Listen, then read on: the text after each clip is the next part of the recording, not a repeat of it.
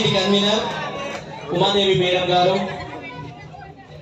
ఆమె రామకృష్ణ మఠం అంటే ఆమె జీవితాన్ని అంకితం చేసింది. ఎన్నో సేవా కార్యక్రమంలో ఆమె పాల్గొంటుంది. ఉన్నత ఉద్యోగం ఉన్నప్పటికీ జీవితానికి ఎన్నో జాబ్ చేసేవాల్సి వస్తుండే, చదువుకోలేదు కాబట్టి ఈరోజు ఎమ్మెల్యే అయ్యే అవకాశం వచ్చిందేమో, ఆ దేవుడు అట్లా కల్పించిందేమో, ఏదో సాధించాలని తర్వాత గురువులను కూడా మర్చిపోదు.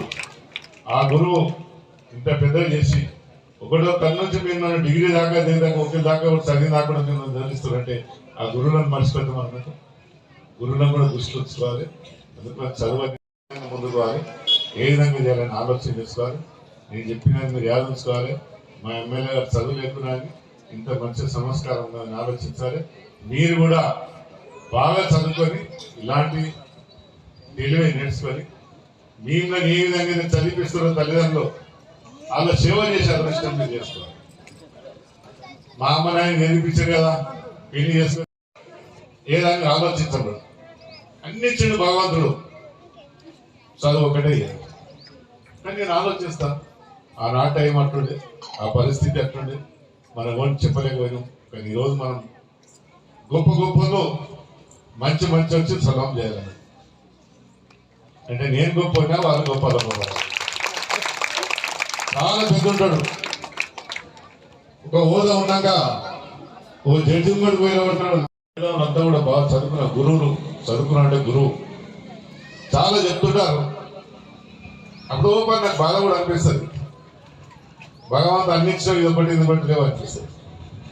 కానీ అది ఇస్తే ఇంకేముండను మన ఆ భగవంతుడు కూడా అన్నాడు, నీకు ఎంతో చదువు గొప్పతో చెప్తాను. మీ ఇంటికి వచ్చిన తర్వాత మేము బిడ్డలాగా చూసుకుంటాం. చూసుకున్నప్పుడు మీరు మంచి పేరు తెస్తేనే కదా పేరు వచ్చాయి. ఇప్పుడు రామకృష్ణ సంపి మా సీనియర్ గారు ఉన్నారు, వాళ్ళ మిస్సెస్ ఆమె కూడా ఎంత కష్టపడి మిమ్మల్ని అందరినీ కూడా చాలా మంది అన్నారు స్కూల్ పెట్టి సంపాదించి సంపాదన కాదు, ఒక పేరు రావాలి. మనకు ఇంతమంది పిల్లలు చూస్తున్నామంటే ఎంత పేరు వస్తారు ఒకసారి ఆలోచించి. ఓపర్ మేము అనుకుంటాం మీరు చాలా మనం ఎప్పుడు పిలిచినా ఇంటికి వస్తాడు, బయటికి పోతాడు. మన వాడికి పిలిస్తే మన అన్న లాగుంటాడు కదా, మనం ఎన్నుకున్నాడు కూడా ఆలోచించాం. మనం ఎన్నుకున్నానికి ఆయుధాలు ఉండదు. అది ఎమ్మెల్యే సార్ నిన్నమన్నా పోయి కార్లో తిరుగుతాడు, మేమేది కార్లో తిరుగుతానే ఫీల్డ్ మనవాళ్ళకు వచ్చారు.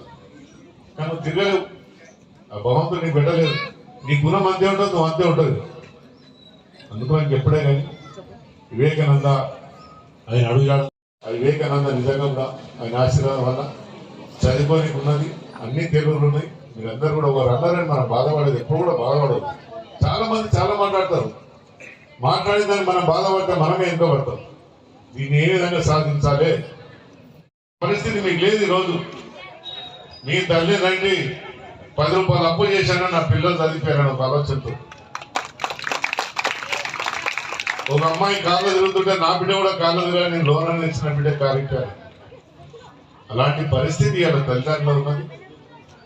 పెరిగింది కూడా మనకి బాగా తెలివితేటలు పెరిగింది. ఆనాడు ఫోన్ లేకుండా, సెల్ లేకుండా